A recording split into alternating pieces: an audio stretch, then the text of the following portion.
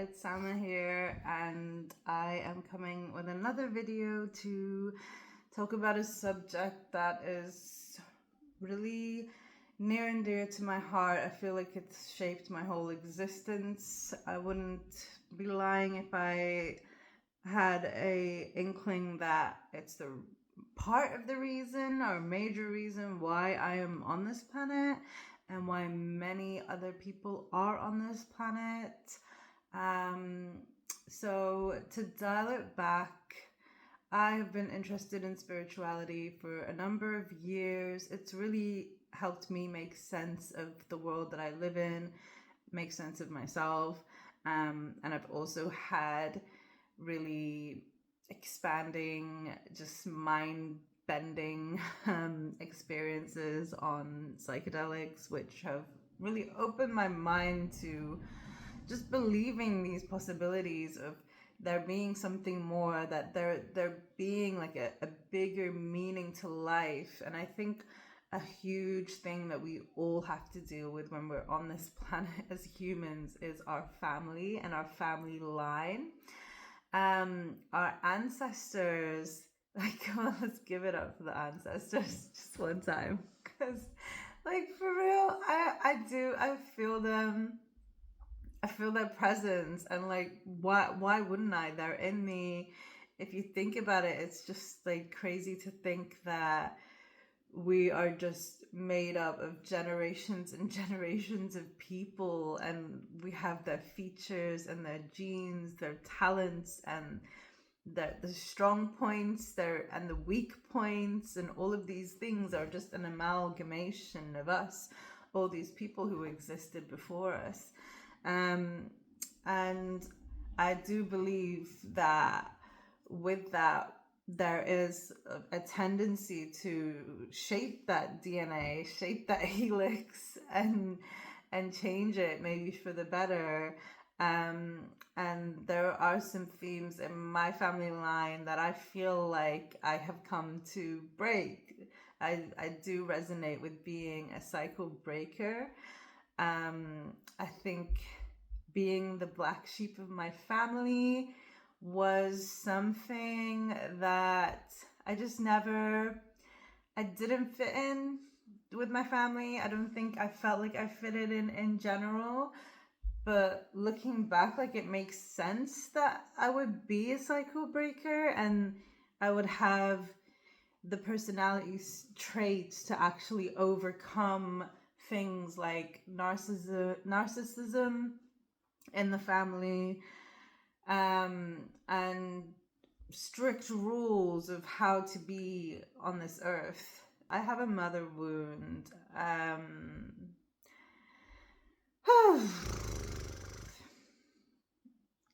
think my wound was like formed from not being understood in my family, and almost feeling like I was wrong, or my existence was wrong, or I needed to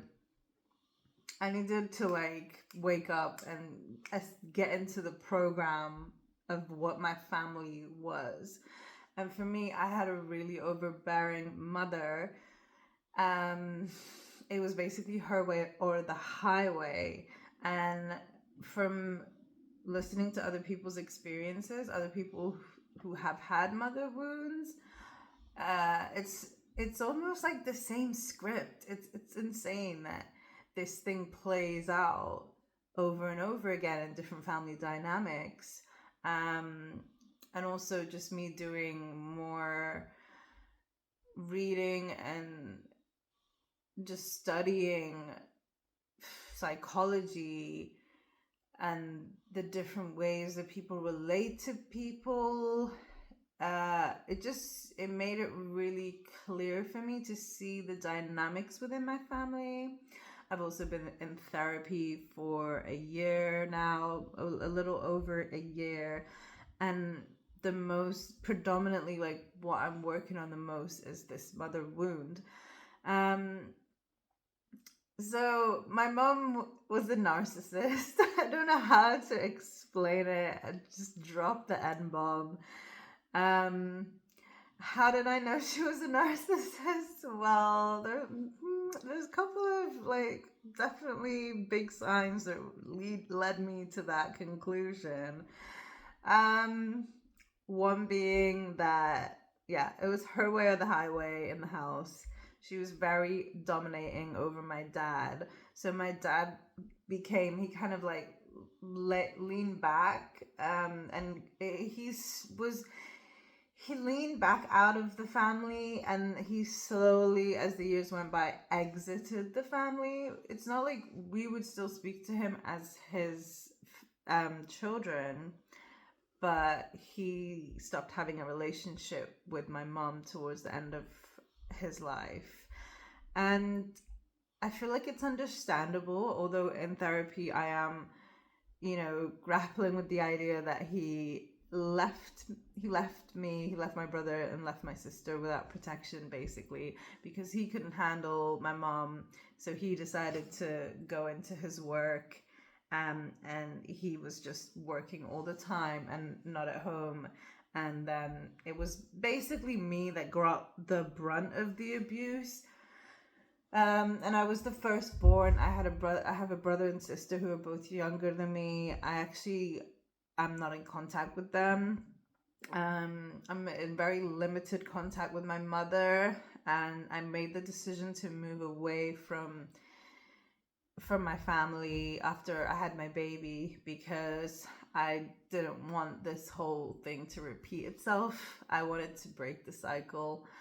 I knew that if I stayed with my child in that environment, I would be completely, I don't know what the female version of emasculated is, but like, I would not be able to stand up on my own 2 feet as a mother. I would always have her in the background criticizing me, telling me what I need to do better,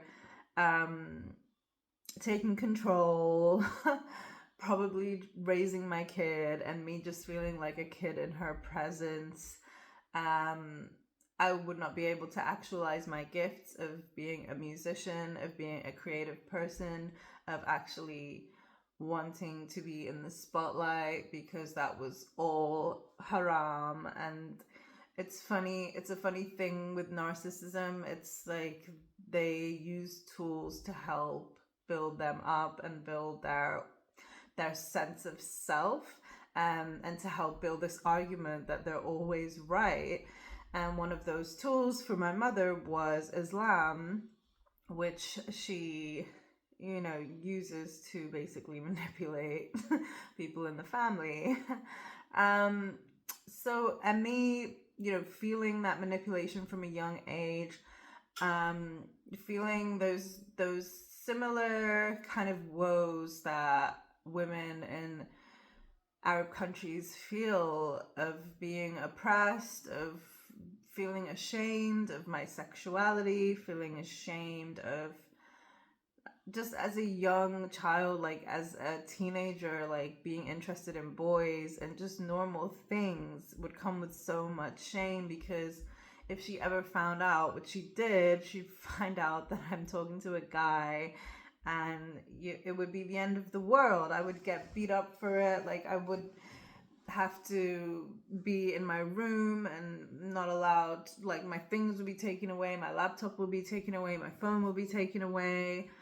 There was one time where I think I was like around 15, and because I lived in such a sheltered, strict household, basically I wasn't allowed to have friends. We lived in England, but my mom used to not trust white people. She used to think that they're like bad or whatever, so she would just, and we're in a predominantly white area, so she would just not allow me to go out with them, and I would spend most of my time just on my own in the house.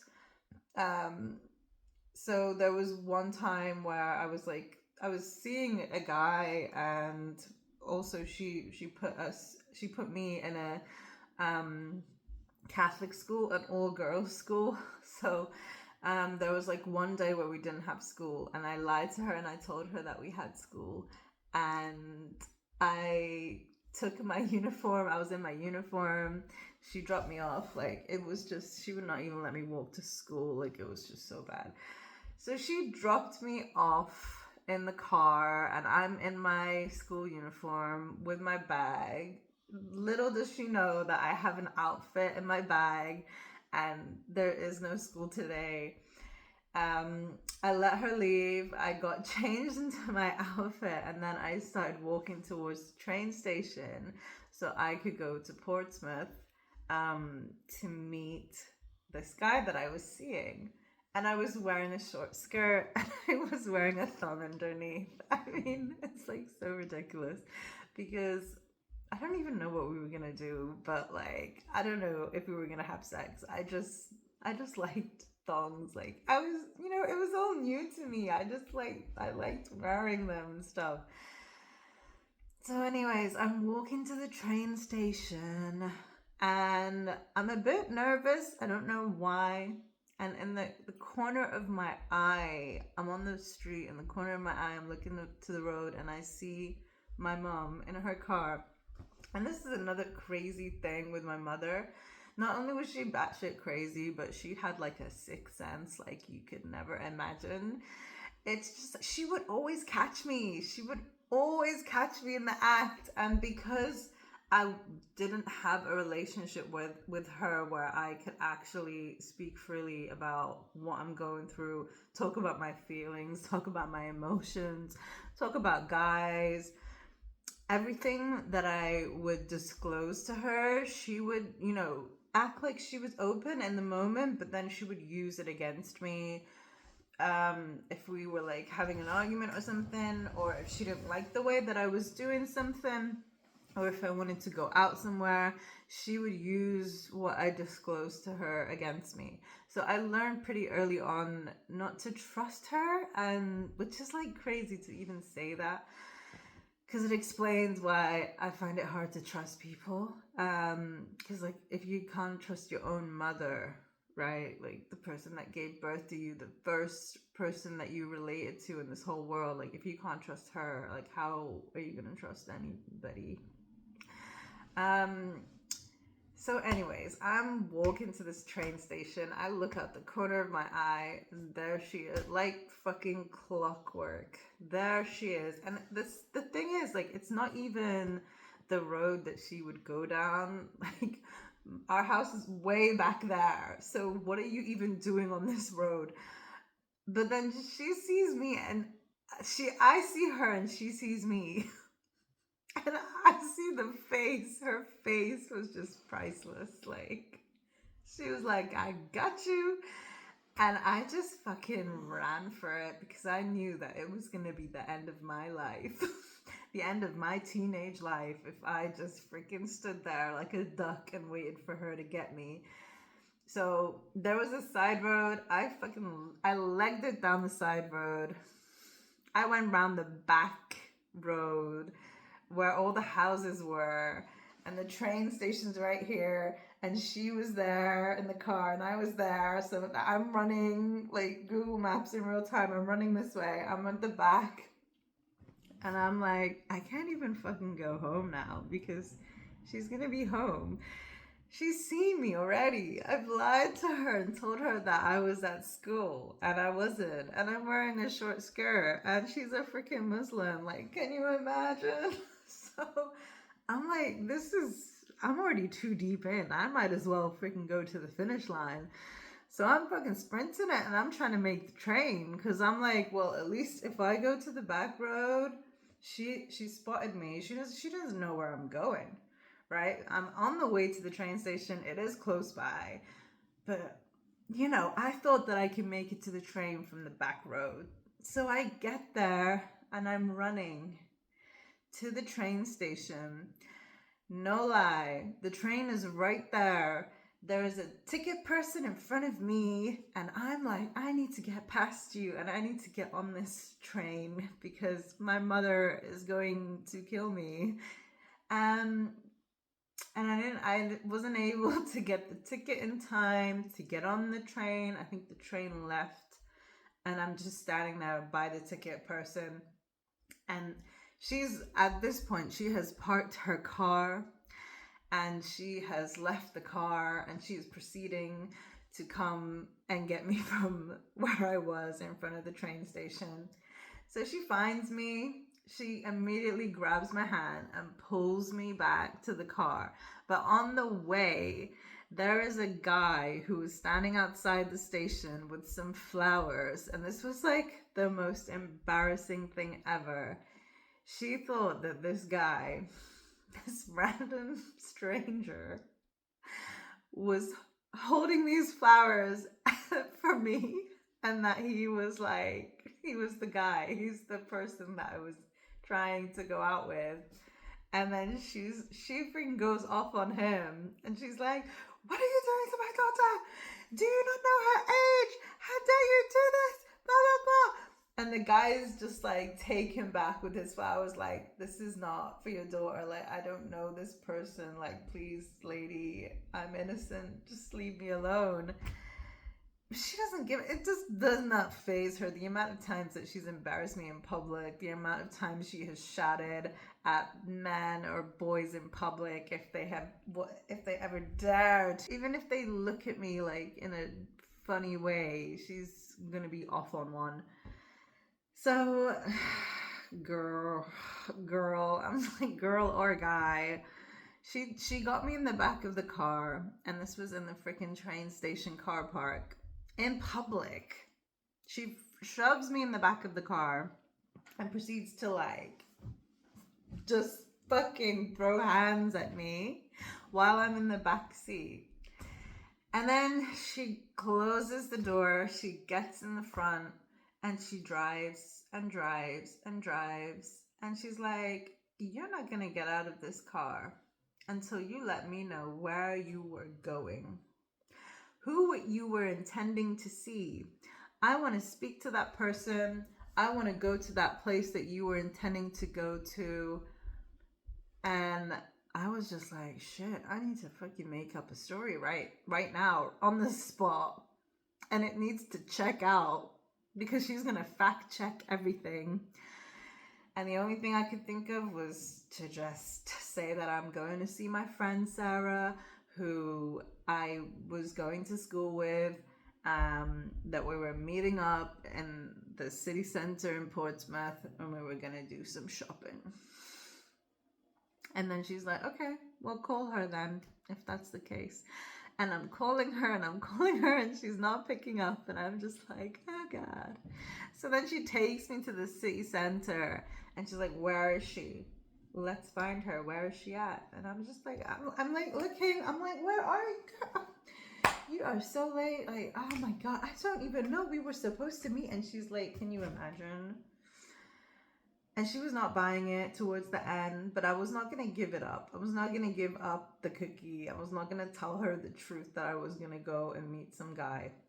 But when she was beating me up, let's just preface this right. When she was beating me up in the car park, my skirt lifted up and she saw my thong. So then she got really angry. That made her really mad. And then she was like, you know what, you little heifer, you little prostitute. Because she would just call me like a heifer, a prostitute, a hoe, a bitch. Just like normal, like on the daily. Like it was just a normal thing in my house, even though I was like a minor. So she was like, okay, I'm going to take you to your dad's workplace and you can explain this shit to him. So she freaking drives to my dad's hospital while he's working. She locks me in the car. She goes outside. She gets my dad. And I need to like try and maintain some seriousness because even though I'm laughing, like it's a funny story, but it's also really deep. Because I was so young. And I was just experimenting. And even if I was making a mistake, even if I was like doing something that was unsafe, you know, there's other ways to parent. There's other ways to like be like, okay, you know what, maybe, you know, just opening up a safe space for me to talk about what I was about to do and just being honest about it. And then her being able to give me advice. like that would have been so much more better than this whole traumatizing mess that and humiliation. I think it was more humiliation that I was like put through. But anyways, so she brought out my dad. She opens the back door, and I'm sitting there like a caged animal, just in the back. Like my life is not in my hands. I do not run this show. I am just I'm a bystander in this. She opens the back door, and then she looks at my dad and she's like, "You see what your daughter's doing?" And then she takes my skirt and she lifts it up and she's like, "Look, she's wearing a thong." And as soon as my dad sees the thong, thong, thong, thong, thong, thong, his freaking foot, right? He like boots me in the back with his foot. Like literally kicks me. And it fucking hurt. And I'm crying my eyes out. And it's just like she revved him up, you know? She psyched him up to do this shit. And they both get in the car because now he's like, "Well, you ruined my fucking work day now, and you're wearing a thong, and like now we're gonna have to go home and discipline you, you little heifer." So they freaking drive me back home. I think I received another beating at home. A big long talk about just what the fuck. Why did you lie? Who are you seeing? They really wanted to know. They really wanted to know who it was. And then they just like were like, "You're gonna go up in your room. You're not having a phone. You're not having anything. You ain't even having food. Okay? You stay there for a couple of days and think about what you've done." So I'm just sitting there in my freaking room, and like I had a sister. As I said, I'm not talking to my sister now. You know, I feel like that's another thing with narcissism. They just people start taking sides in the family, and they're obviously gonna side with the crazy lunatic. Like, because what I say doesn't make any real sense or have any standing. It's okay. It's part of the reason why I'm here. I'm breaking the cycle. I'll be damned if this shit repeats with my daughter.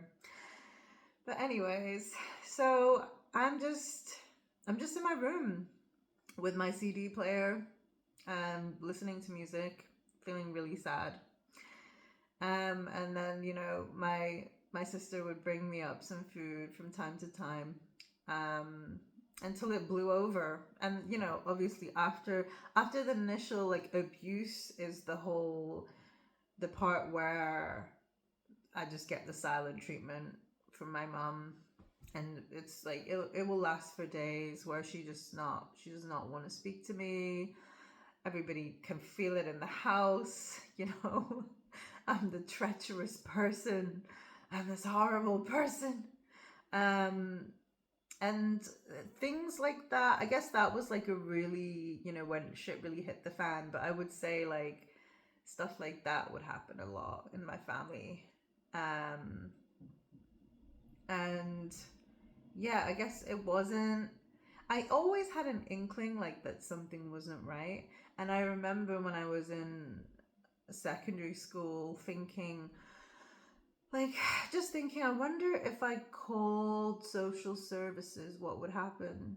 What would they be able to take me away from this house? And there was a couple of times where I ran away, and it was always short lived because she would always be following me. Like, she just was, I'm there and she's just always there. Like, there was no privacy, there was no space.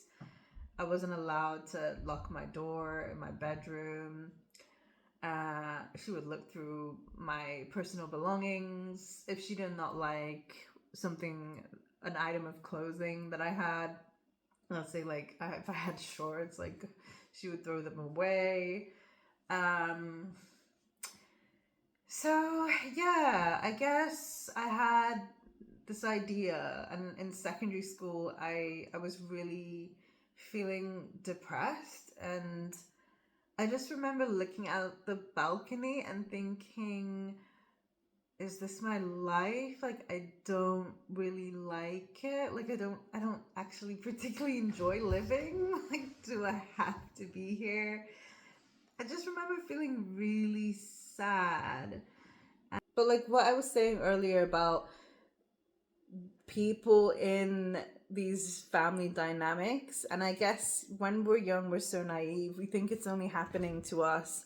And it wasn't until the internet and YouTube where I could actually find out, wow, this is not, I'm not just isolated in this. Like a lot of people have fucked up families. Like actually it's pretty normal. So that's like something that I felt was like what I was saying earlier in the video. I kind of had this predisposition to be able to deal with it. And what really saved me from all of that hell was the rebel within me. The rebel within me that didn't want to just abide by the rules. Like my brother and sister, they would just blindly follow my mom, blindly just adhere to her complete disrespect and dysfunction in the family, and enable her to be such a dysfunctional, toxic person in the family. But I always kind of saw through her. And I think that's why I was the black sheep. Because I was really sensitive.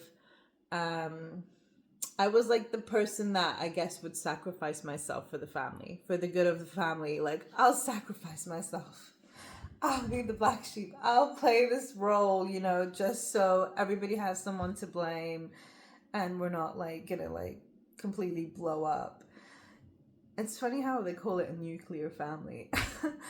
But I think that was, yeah, that rebel in me ended up saving me because I realized really early on that this is not okay and I don't want to be in this environment. And it was almost like I was plotting my escape. And once I did escape, and once I was able to get more clarity of my situation, which took a long period of time, like from the dysfunction in the family, and then me leaving the family and living on my own. Like I mentioned, I lived in Dubai for 10 years. That whole time I was just completely disassociated and not really aware of what had happened to me. I wasn't aware that that wasn't normal. I wasn't aware about narcissism. I wasn't even aware about mental health. I was not even aware of what anxiety was. Like I would have like crippling anxiety and I wouldn't even name it. I would just think that that was who I was. Like at that point, that's just who I am. So it wasn't until like shit really hit the fan and I couldn't ignore what happened to me, because the way that I was acting and the way that I was conducting myself in life was not really conducive to like bringing good results. So I was like, okay, there's something wrong with the way that I'm acting. Like I need to figure this out. And then from then doing psychedelics and then like actually figuring out, oh, okay, like my family has something to do with this. And then learning more about psychology and then realizing that, oh, well, all adults are impacted hugely by their childhood, and their childhood shapes their life and who they become. And then realizing, okay, my mother was not sane, like she was not normal. Like my mother was not supportive in giving me what I needed when I was growing up. And I was really fearful of her, really afraid of her. Yeah. So that realization and the awareness of that helped me to stop that, like to break that cycle fully, to be like, okay, I wasn't crazy. This did happen. I've been severely affected by it. I have CPTSD, you know. I find it hard to relate to people. I find it hard to make friends. I find it really hard to trust people. I find it hard to trust myself, in all honesty.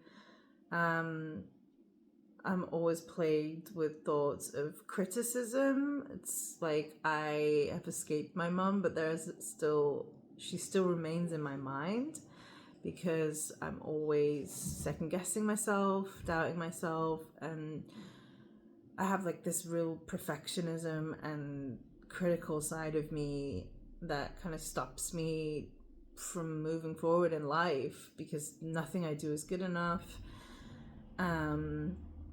And even the gifts that I came here with, like the things I love to do, my passions, music, and like creative things, I put that in the back burner. I completely disowned that side of me because it wasn't fitting into what she wanted me to be. She wanted me to be a doctor. She wanted me to get married to a person of her choosing, who preferably is someone rich and someone that she could brag about. My daughter's married to so and so, coming from a good family, like a high class, whatever family.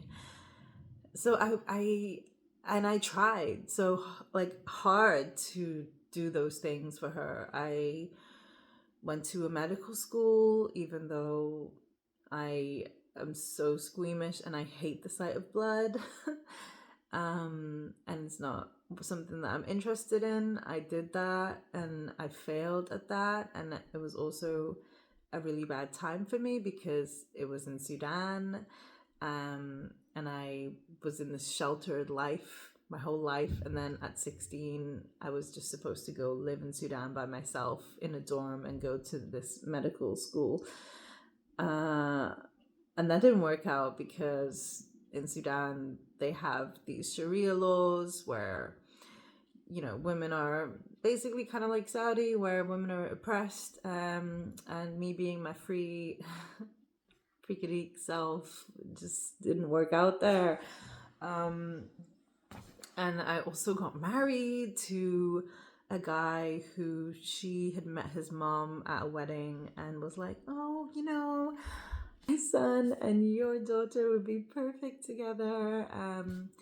And I was in lockdown, and it wasn't like so bad. I thought in my head, like, it's not so bad because he's he's Sudanese, but he's from America, so we both share that Western side. But he was such a mama's boy. He was living in his mom's basement and basically just listening to everything his mom says. So, of course, his mom's asking him to marry me. Like, did I expect it to be true love? Needless to say, that ended up in a really quick divorce after our honeymoon, and I realized that he was like a borderline alcoholic. But that was my mom's great idea. And then I was wondering why my life was like always just in turmoil and nothing was going right. Well, it was because I was always following what she was saying instead of building a backbone, instead of being able to have an intuition and a say in my life. I was just blindly following her. And now that I've moved away from her and I'm starting to make my own choices in life, it's really hard because I'm always relying on someone else to make the choice for me. I really struggle making choices in life, and I think that's why I would rather have someone else do it and then blame them later when it goes wrong, because that's just the pattern that I've been in my whole life. So I think these situations that we find ourselves in from such a young age, from being in such a powerless position, and we learn to adapt, right? That's just how we have to survive. But then it doesn't serve us when we're adults and we're actually living our own life now, and there's dreams that we want to follow and there's things that we want to do, but we can't do them because we're still stuck in that little child mode. it's, yeah, it's a lot to overcome. But like I said, the rebel side of me, that's what saved me in the end, because I would follow her a bit, but then I would also do my own thing. And that like led me into doing drugs and partying and just doing a whole bunch of self-destructive shit. But that self-destructive shit led me to music, because when I was high on drugs, that's when I discovered that I could sing and freestyle to songs, and that was something that I loved doing as a child, but I was just never supported in, and I never thought it was an option for me. Like, I remember as a kid telling my mom, "Hey, what would you think if I was on a billboard one day?" And she was like, "What? You on a billboard? Are you crazy? I would lose my shit. Like, don't you even dare think about that." And I think I was gauging just, could I even pursue this dream? Because if I do, there might be a possibility that I might end up being a bit known, or like people might know me. And I think as a child, in my child mind, I wanted to gauge if that was acceptable. And when I heard her reaction, it was like, nah, this is not acceptable. Like, I just need to let go of this dream. And I remember my dad also being like, you can't make it as a singer. You know how hard it is? You know how rare it is to be a singer? It's like a 1 in a million chance. So I had all these negative I wouldn't say negative, but like limiting beliefs. And I think it really did just make me suppress my passions. And it wasn't until I was able to rebel that I was able to bring them out again. And obviously, like, healing is some messy shit. Like, it's just not gonna be linear. It's not gonna be straightforward. It's not gonna be like, I'm walking down the meadow and I'm picking an apple and a strawberry and a pear and putting it in my basket and I'm good to go. It's just not like that. It's like I'm walking down the meadow and I'm getting hit in the freaking head with a apple and a pear, and I'm tumbling down the hill and I pick myself up and I think I'm okay, but then I walk a couple of steps and then I plunge into the pond and try and swim out for dear life and then shake it off, and then maybe like I might be good to go, but probably like 10 meters down the trail something else is gonna trip me up again. That's healing. So it's I don't know where I'm going with this, but like, bear with me, because there will be like a circle point in completion, because I hate it when people go off on a tangent. Like, you need to bring it home. You need to like circle back. So what I was saying in the beginning of the video is, healing is hard, healing is messy, but I really feel like we have the tools and we're built with those tools to overcome it, because in some way, shape, or form, like, this was already written. Like, I was supposed to deal with this. I was supposed to have this experience, because, and it makes sense looking at my family line, being from where I'm from, women there being oppressed, the Islamic rule, women not being able to pursue things like art, just being confined to like getting married, having kids. That's basically your value. All of these things that create these toxic kind of like whirlwind tornadoes of energy, where it's like the woman feels so oppressed and so powerless that she ends up taking it out on the only people who would actually she could ever exert power over, which would be her kids. And then also, because she's had these strong beliefs. Like my mom would have had these beliefs and these things drilled into her from her family and her parents, that she couldn't follow a career or do something for herself. She's expected to get married young, and have babies and look after them and just wait on her husband, and that's it. So it's like she's got all of this programming that she's just kind of spewing on me, and coupled with how powerless she feels, so she tries to exert that power on me, and then I'm just supposed to do the same thing. But no, because I was raised in a different environment than her. My parents came from Sudan to England, or let's say the UK, when I was 6 months old. So my mom, up to that point, up to when she had me, she had lived her whole life in Sudan, and in that condition where you can't change, you can't really go out of what has been given to you. Like, this is your role and you can't leave that role. But for me, because I was raised in England, it's like, actually I can choose. Because I'm living in a whole different life, baby. Like, people here, they don't give a shit. Women here can do stuff. They can have careers, and they can go out, and they can drink, or they can do what they want. And it's not like that here. They can wear what they want and they don't get judged for it. So that was me having to be like, okay, I'm gonna make a choice to not carry this on and to not pass this on. Hence why I'm in therapy, hence why I'm studying psychology and planning to be a therapist. Because first and foremost, I need the awareness. I need to know.